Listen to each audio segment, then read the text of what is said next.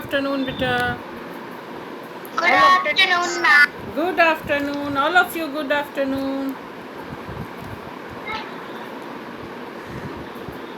सबसे Good afternoon, ma'am. Good afternoon Good बेटा. afternoon, ma'am. Good afternoon, good afternoon. All of you good afternoon.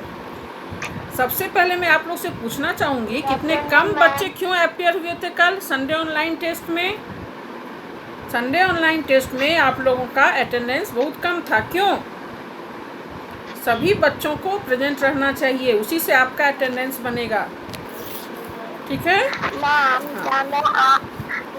कल मेरा snap ऊपर खुल नहीं रहा था नेटवर्क. ओके बेटा, चलिए. ऑल ऑफ यू, ठीक है, all of you take out your DS book.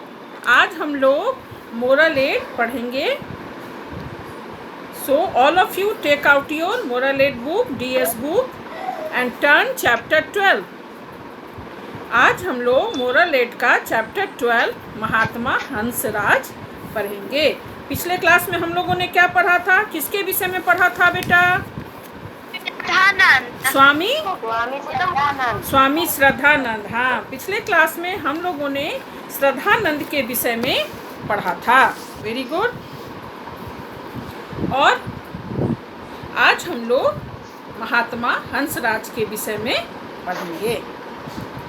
ठीक है? All of you have taken your book and turn page number 37. सभी लोगों ने पेज 37 निकाल लिया है.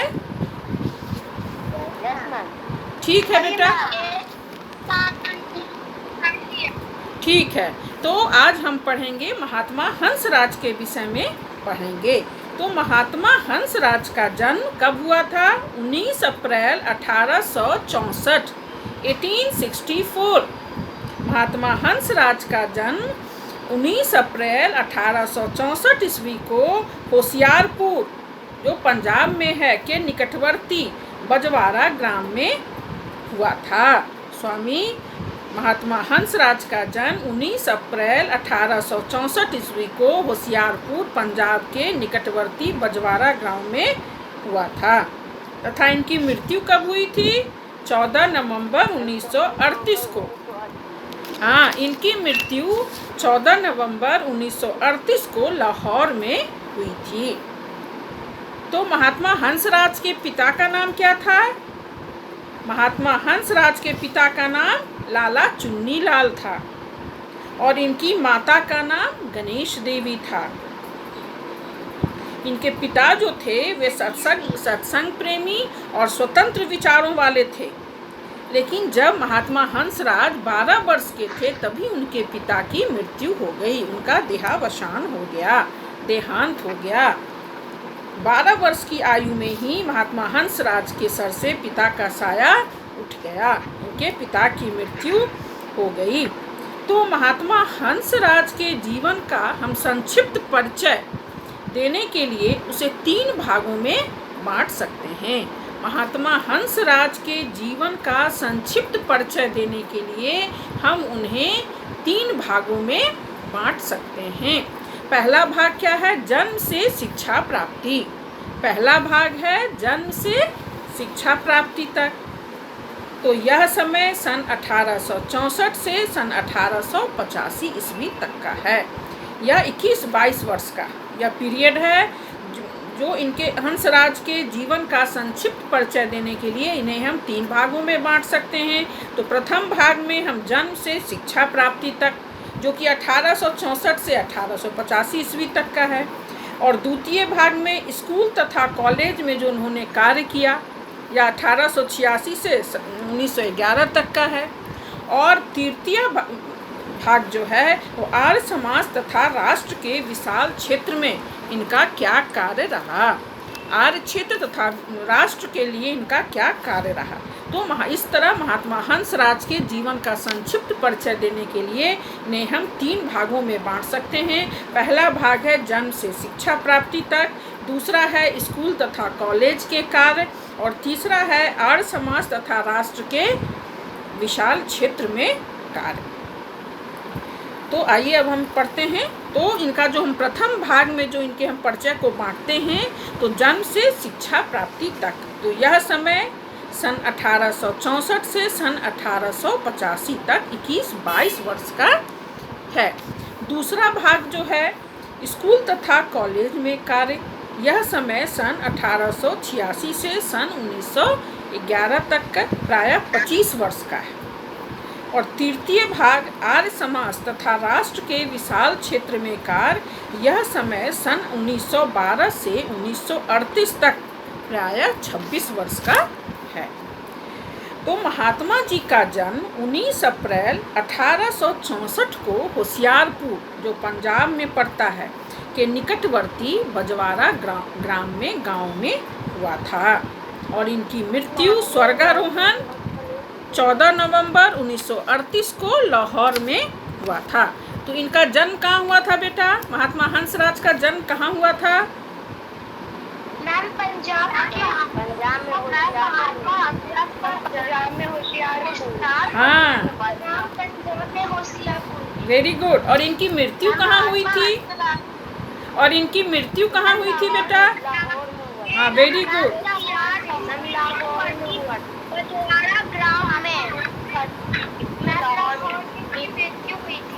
हाँ, वेरी गुड।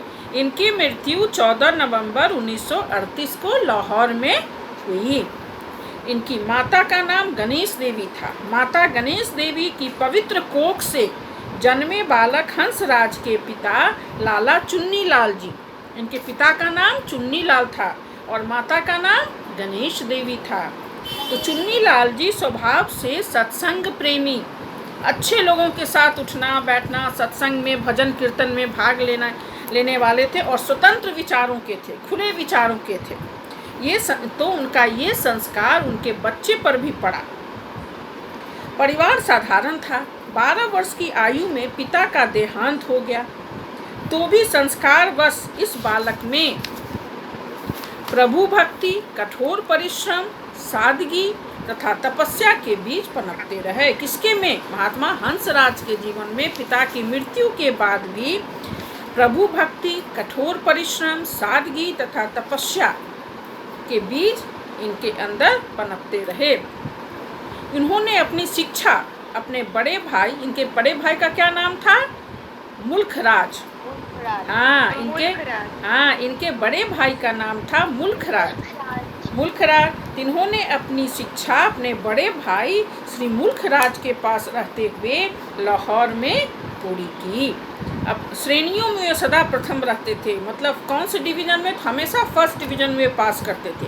बीए की परीक्षा उन्होंने सन 1885 ईस्वी में संस्कृत और इतिहास विषय लेकर पास की। इतिहास मीन्स हिस्ट्री।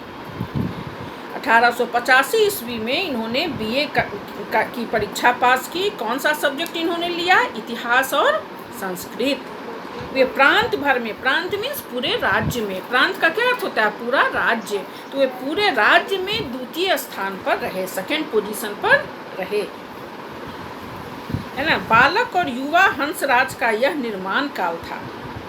पिता के होते हुए भी बचपन निर्धनता में गुजर रहा था। शिक्षा का आरंभ जिस प्राइमरी स्कूल से हुआ वह 3-4 मील दूर था। प्राइमरी स्कूल में जब ये पढ़ते थे तो वो स्कूल इनके घर से 3-4 मील दूर था। इनको नंगे पैर स्कूल जाना पड़ता था। गर्मी में पैरों के नीचे तपती रेत से बचने के लिए उन्हें थोड़ी थोड़ी दूर पर अपनी तख्ती पर खड़े होना पड़ता था। जब वे स्कूल जाते, इनका स्कूल जो था प्राइमरी स्कूल, तो इनके घर से 3-4 किलोमीटर की दूरी पर था। तो जब बहुत ज़्यादा गर्मी पड़ती थी तो नीचे तपती रेत मिट्टी होती थी। तपती मीन्स गरम मिट्टी, गरम रेत होती थी। तो वे उसमें क्या करते थे, अपने साथ जो तख्ती ले जाते थे बैठने के लिए स्कूल में, बीच बीच में उस तख्ती को रख के थोड़ी देर खड़े हो जाते थे। पैर में, चूँकि नंगे पैर जाते थे तो इनके पैर में गर्मी लगती थी, कि वे उस गर्मी से बचने के लिए बीच बीच में उस तख्ती लकड़ी का एक पटरा होता था जिसे वे अपने साथ ले जाया करते थे अपने विद्यालय, उस पर बैठने के लिए। तो उसे बीच बीच में रख कर उसी पर वे खड़े हो जाते थे। इस प्रकार पढ़ाई बहुत तपस्या के साथ चल रही थी। मृत्यु से पहले पिता की लंबी बीमारी ने घर को पूरी तरह दरिद्र बना दिया था। जो भी था सब बिक गया था उनकी इलाज में। इसी अवस्था में पिता की आज्ञा से 12 वर्ष की आयु में ही इनका विवाह करवा दिया गया। पत्नी भी पितृहीन थी, माने इनकी पत्नी को भी पिता नहीं थे, अतः इनकी दरिद्रता का कष्ट बढ़ा ही घटा नहीं। इस अवस्था में बालक हंसराज गांव वालों के पत्रों को लिखकर तथा आने वाले पत्रों को पढ़कर सुनाते हुए लोक सेवा कराता था। बड़ी कक्षाओं में पहुंचकर भी उसकी सेवा भावना यथावत बनी रही। इस अवस्था में भी वे गांव वालों को क्या सेवा देते थे? किसी की चिट्ठी आती थी तो पढ़ के सुना देते थे। कोई बोलता था कि मुझे चिट्ठी लिख दो, बेटा को, बेटी को, पत्नी को, दामाद को चिट्ठी लिख देते थे। ये सेवा करते थे। इस ऐसी स्थिति में भी इस बीच सन 1877 अप्रैल में जब महर्षि दयानंद लाहौर आए तो उनके दर्शन से हंसराज बहुत अत्यंत प्रभावित हुए। 1877 ईस्वी में महात्मा दयानंद लाहौर आए तो उनके दर्शन से महात्मा हंसराज बहुत ही प्रभावित हुए।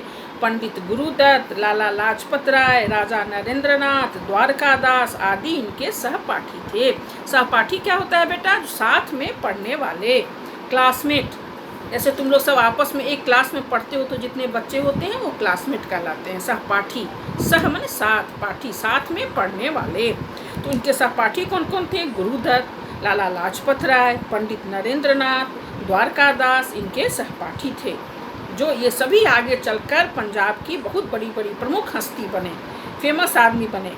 वे दिन ऐसे थे कि 8वीं और 9वीं के विद्यार्थी भी आर्य समाज के रंग में रंग जाते थे। आजकल कहेंगे इतना छोटा बच्चा ये क्या ये सब काम में लगेगा, तो नहीं, जो 8वीं 9वीं में पढ़ता था वो भी आर्य समाज के रंग में रंग जाता था और अपने धर्म की ईसाइयों द्वारा की गई आलोचना तथा निंदा का उत्तर दे सकते थे। क्योंकि उस समय हमारे देश में अंग्रेजी शासन था, तो ईसाइयों का शासन था, तो इसीलिए बोलते थे कि वो शासन ईसाई धर्म की द्वारा जो हम लोगों की आलोचना की जाती थी आर्य समाज की, तो उसकी निंदा का ये उत्तर भी देते थे।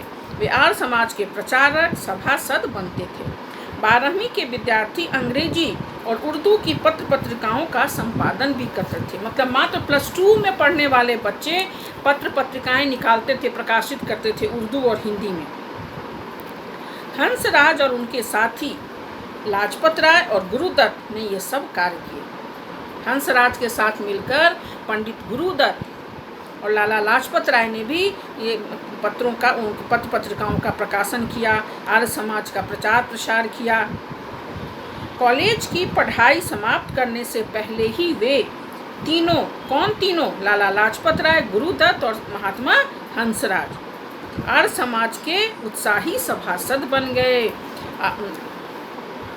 सत्यार्थ प्रकाश, ऋग्वेदादि भाष्य भूमिका तथा स्वामी दयानंद के वेद भाष्य के कुछ भाग पढ़कर वे प्रखर वक्ता और प्रभावशाली लेखक बन गए।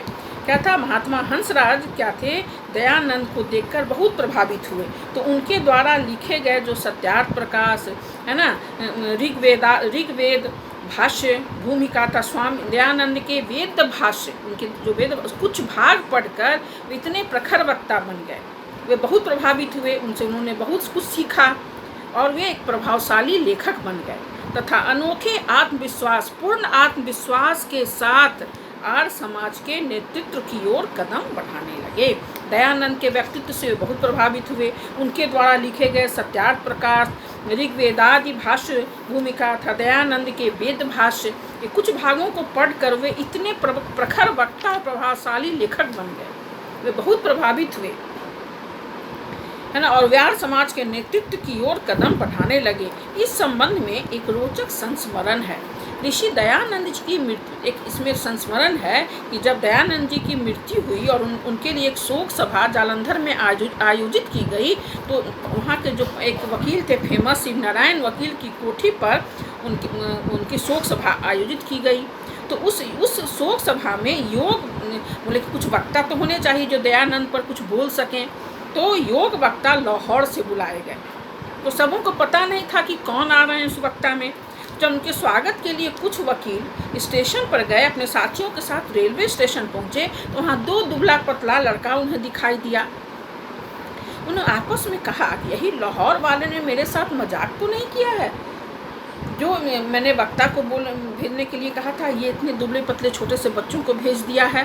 परंतु जब लाला हंसराज ने उर्दू में और गुरुदत्त ने अंग्रेजी में ऋषि दयानंद के गुणों का वर्णन किया तो 1 दर्जन से अधिक वकीलों में से किसी का हौसला नहीं हुआ कि उन्हें धन्यवाद भी दे सकें। माने वे हतप्रभ रह गए उनके बोलने की क्षमता, उनकी प्रतिभा को देखकर। महात्मा हंसराज जो उर्दू में दिए भाषण, दयानंद के विषय में जो कहा, और गुरुदत्त ने जो अंग्रेजी में ऋषि दयानंद के विषय में कहा, इतना अच्छा कहा कि ये सब हतप्रभ रह गए। सोचे, कल्पना भी नहीं की थी कि ये दोनों, इतना छोटा सा लड़का इतनी अच्छी बोलेगा, इतना अच्छा वक्ता रहेगा।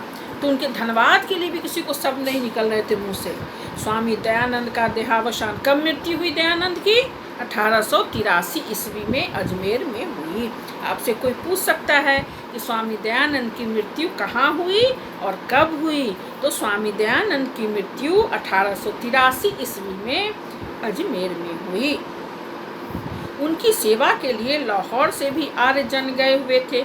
वहाँ से लौटकर उन्होंने तथा लाहौर के अन्य ऋषि भक्तों ने आर्य समाज की ओर से ऋषि का स्मारक बनाने का निश्चय किया।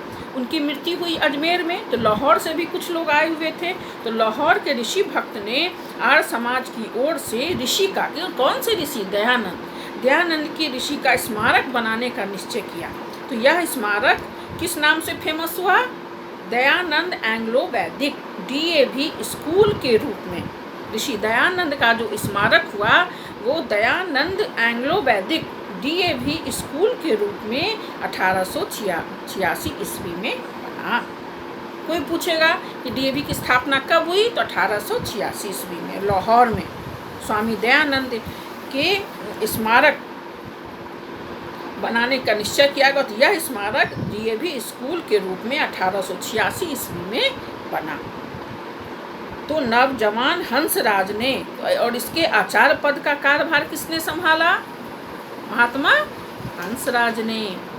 तो नवजवान हंसराज ने अवैतनिक मीन्स बिना वेतन लिए, बिना 1 पैसा लिए, हंसराज ने, है ना, क्या किया? मुख्य अध्यापक का कार्यभार संभाला। मुख्य अध्यापक मीन्स प्रिंसिपल, प्राचार्य।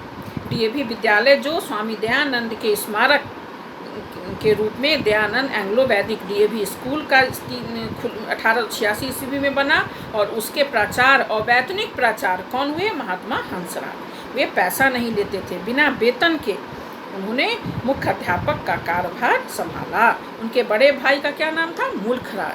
तो उनके बड़े भाई मुल्खराज लाहौर में नौकरी करते थे। तो उन्होंने अपने भाई, उस समय उन्हें मात्र 80 रुपये प्रति माह मिलता था। तो उन्होंने हंसराज से वादा किया कि इस 80 रुपये में से मैं अपने वेतन का आधा हिस्सा आजीवन तुम्हें देता रहूँगा। तुम आर्य समाज की इसी तरह सेवा करते रहो और अवैतनिक प्राचार्य का पद संभाल कर अच्छी तरह से इस DAV का तुम संचालन करो। तो क्या है, युवा हंसराज अपनी समस्या लेकर उनके पास गए। बड़े भाई बोले कि अपने वेतन का आधा भाग मैं तुम्हें आजीवन देता रहूँगा, पवित्र और निष्काम भावना से काम करो। लाला मुल्खराज ने आयु भर इस प्रण का पालन किया। क्या पालन किया?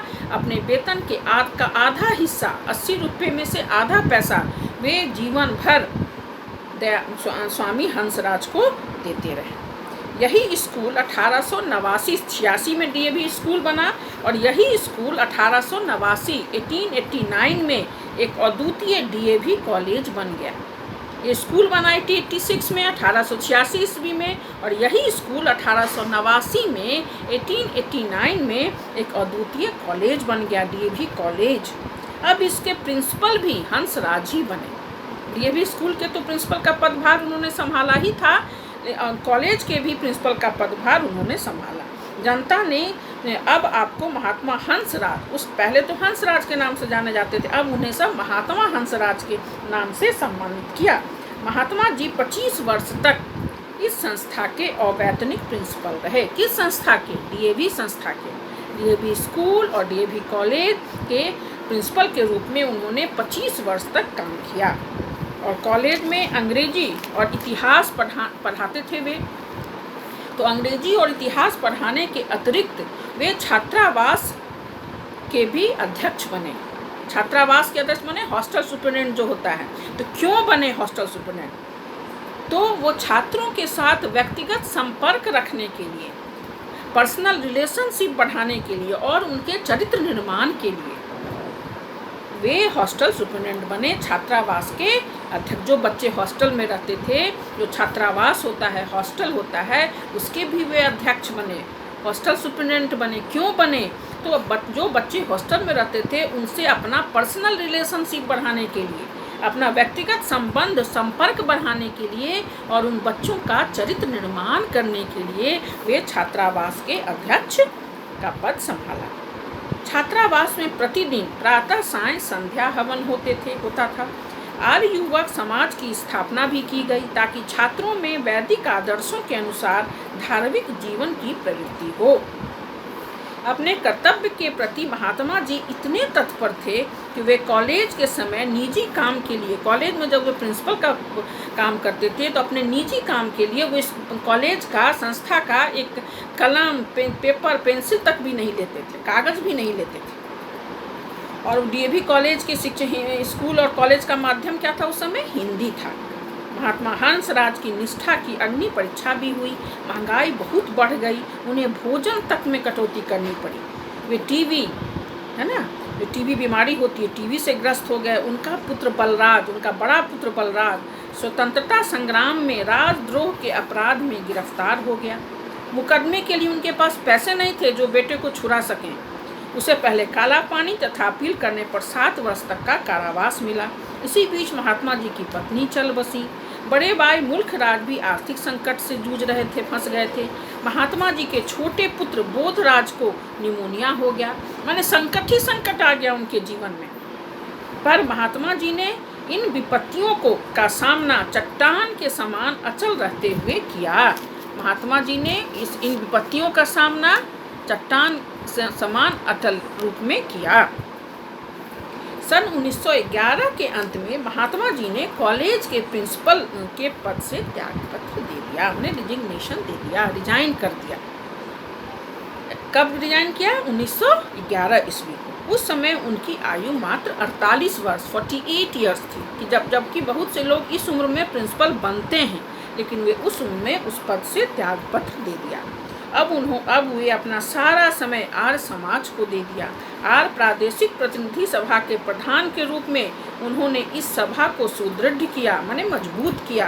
पंजाब, सिंध, बलूचिस्तान, सीमा प्रांत, जम्मू कश्मीर इत्यादि प्रांतों का दौरा करके उन्होंने सैकड़ों आर्य समाजों की स्थापना की। हजारों रुपये इकट्ठा किए, लेकिन पर्सनल यूज के लिए वो 1 पैसे नहीं लेते थे। सारा आर्य समाज के लिए समर्पित था उनका जीवन, सारा जीवन। कितने ही सुयोग्य और विद्वान उपदेशक, प्रचारक और भजनीक रखे। वैदिक सिद्धांतों पर अनेक ग्रंथ तैयार किए। सभा के अधीन धर्म प्रचार, शास्त्रार्थ, प्रकाशन विभाग का कार्य किया। उपदेशक कार्य के लिए दयानंद ब्रह्म महाविद्यालय की स्थापना की। उन्होंने दयानंद ब्रह्म महाविद्यालय की भी स्थापना की। साधना और भक्ति के लिए हरिद्वार में मोहन आश्रम की स्थापना की। भारत में जहाँ भी अकाल, भूकंप आदि प्राकृतिक विपदाएं होती थी, महात्मा हंसराज अपने साथियों सहित वहाँ सहायता के लिए पहुँच जाते थे। चाहे वो बीकानेर का सूखा हो, राजस्थान का अकाल हो, कांगड़े का भूकंप हो, अवध का और दुर्भिक्ष, मुल्तान में महामारी हो, गढ़वाल, उड़ीसा, शिमला, कांगड़ा और जम्मू में अकाल हो, केरल में हिंदू मुस्लिम का दंगा हो, कुछ भी हो, उन सब के मदद के लिए ये पहुंच जाते थे। दिन रात उनकी सेवा में लगा देते थे। लगातार परिश्रम, वृद्धावस्था और शरीर के मोहन आश्रम के जलवायु की प्रतिकूलता ने उन्हें अस्वस्थ और जीर्ण बना दिया। फिर भी उन्हें केवल एक ही धुन थी कि समाज का ढांचा न बिखरे, प्रचार का कार्य ढीला न पड़े और वे सेवा कार्य उनका बराबर चलता रहे। तो आइए बेटा, अब हम इसका थोड़ा अभ्यास कार्य देखते हैं। सबसे पहला क्वेश्चन है,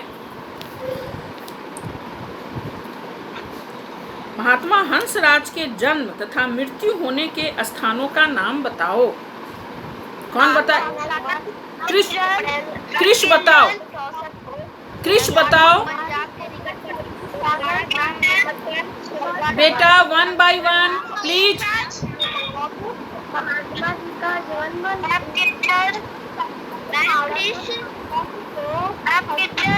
बेटा एक मिनट, इस तरह से करेंगे तो मैं सबको म्यूट कर दूंगी।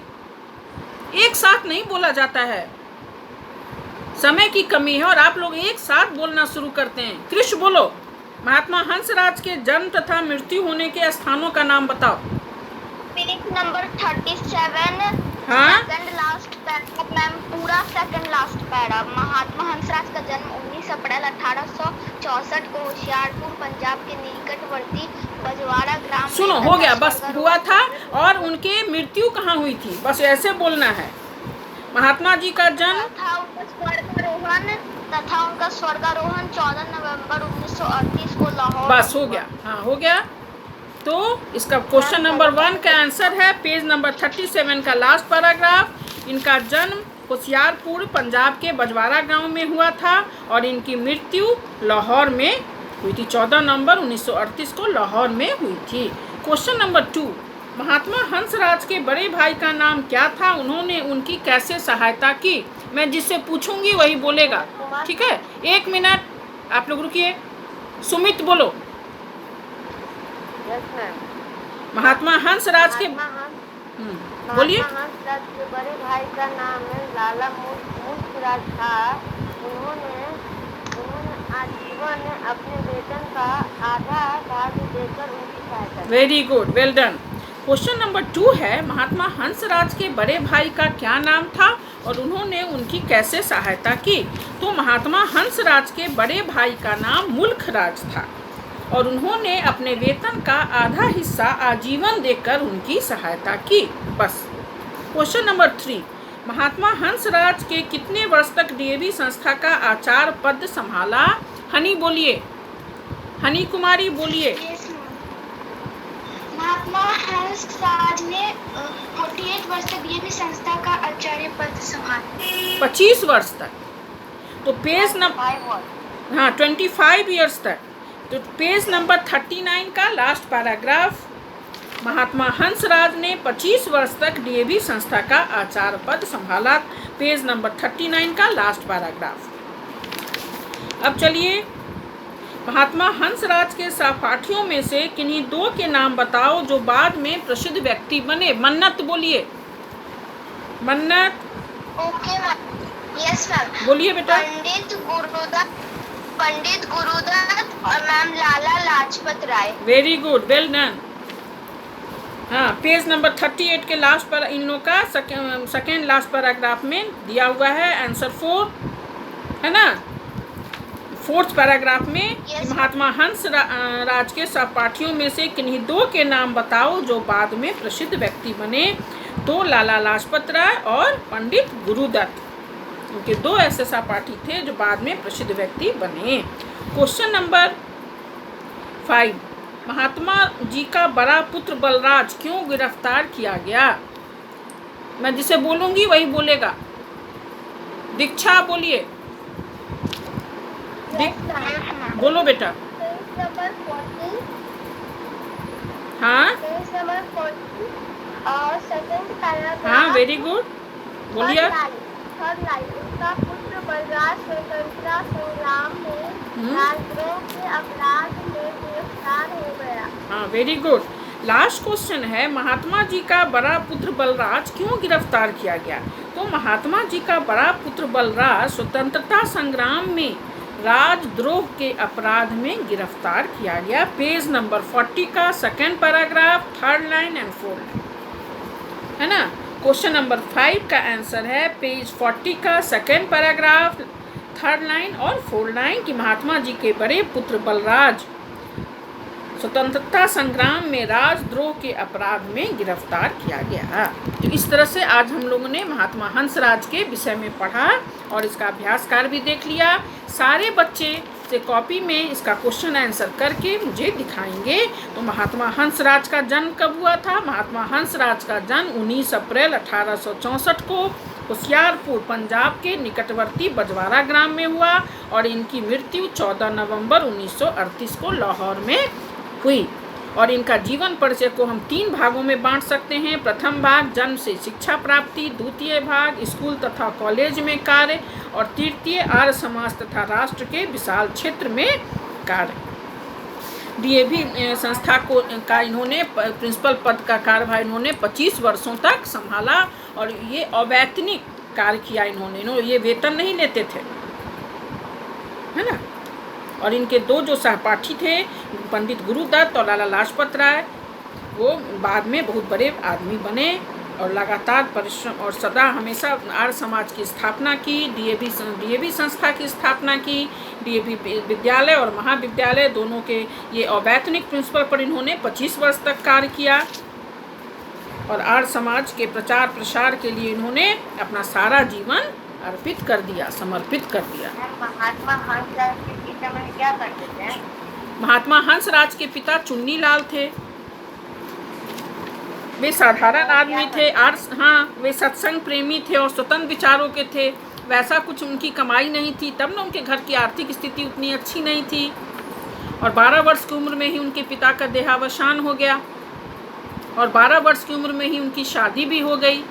उनकी पत्नी के भी पिता नहीं थे, तो इन्हें अपने जीवन में बहुत सी कठिन परिस्थितियों का सामना करना पड़ा। फिर भी ये अपने रास्ते से, अपनी भक्ति से, अपने परिश्रम से नहीं डिगे। ठीक है बेटा, 1 मिनट। हाँ बेटा, 1 मिनट। ठीक है बेटा, तो आप लोग इसका सारा क्वेश्चन आंसर मुझे कॉपी में करके दिखाएंगे। ठीक है बेटा, चलिए बाय।